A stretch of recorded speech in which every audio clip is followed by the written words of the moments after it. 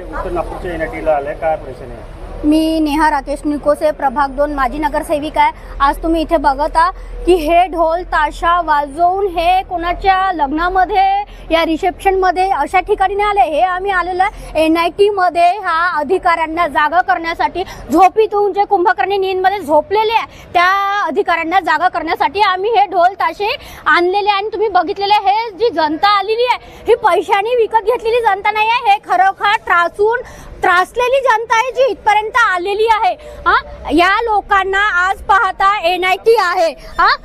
पहिले एनआयटी वैशाली नगर मध्ये होती आणि आता पुन्हा इथे शिफ्ट झाली। आमचं म्हणणं फक्त एवढं आहे की या लोकांना चालायसाठी रोड नाही आहे, सीवर लाईन नाही आहे, गड्डे पडलेले आहे रोडावर चक्क। आता जेमतेम पावसाळा लागला जेमतेम पाऊस पडलेला आहे। इतकी गंदी परिस्थिती या प्रभाग 2 मध्ये झाली आहे। समता नगर मध्ये पाहता ॲम्ब्युलन्स सुद्धा जाऊ शकत नाही।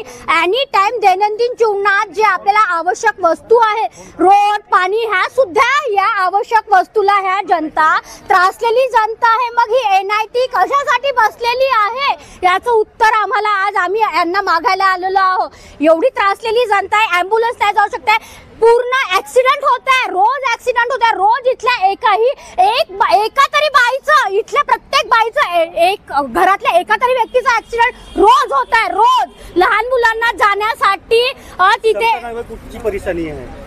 रोड नाही आहे। समता नगर मध्ये खूप एरिया आहे, विश्वभारती लेआउट आहे, वसंत विहार आहे, धम्मज्योती नगर आहे, मयूर एकता सोसायटी आहे, खूप सारे लेआउट आहे। समता नगर पूर्ण वाढलेला आहे, तिथे रोड नाही आहे, गडर लाईन नाही आहे, सीवर लाईन नाही आहे, पाण्याची इतकी गंदी परिस्थिती आहे। नळ लाईन टाकून, पाईपलाईन टाकून सुद्धा नळाला व्यवस्थित पाणी नाही। आपण पाणी काय वापरण्या इतकंही गंद पाणी आहे ते।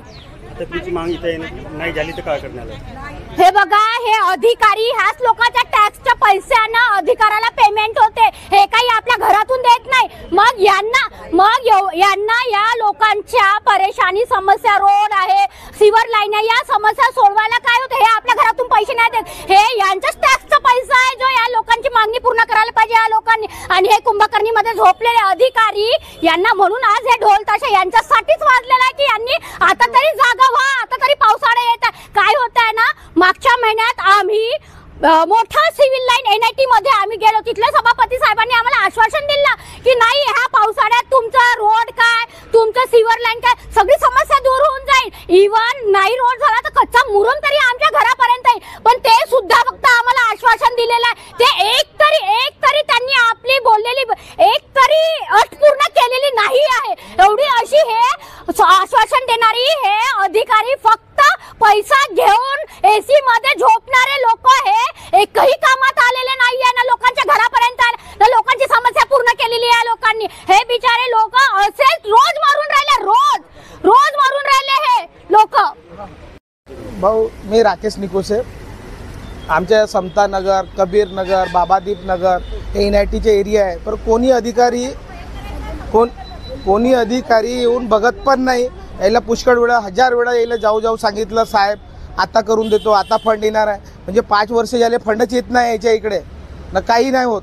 आपल्याकडे मोठमोठे नेते लोक राहतात, मुख्यमंत्री आपल्या इकडले, गडकरी साहेब इकडले, देवेंद्र फडणवीस साहेब इकडले, महाराष्ट्र म्हणतात नागपूर सिटी झालेली आहे। कुठे आहे सिटी? तिकडे तर रोड नाही, कचरा पडलेला आहे, गंदगी आहे। हे बिल्डर लोकांचे काम करते, हे काय? अरे मोठ्या बिल्डर लोकांचे नकाशे सँक्शन करतात, ते जे काही कागद कम राहिले ते करतात, पण यायचे लेआउट सँक्शन नाही करतात। हे जनता आहे, हे छोट देते, हेच टॅक्स भरते। कोणता अधिकारी इथे?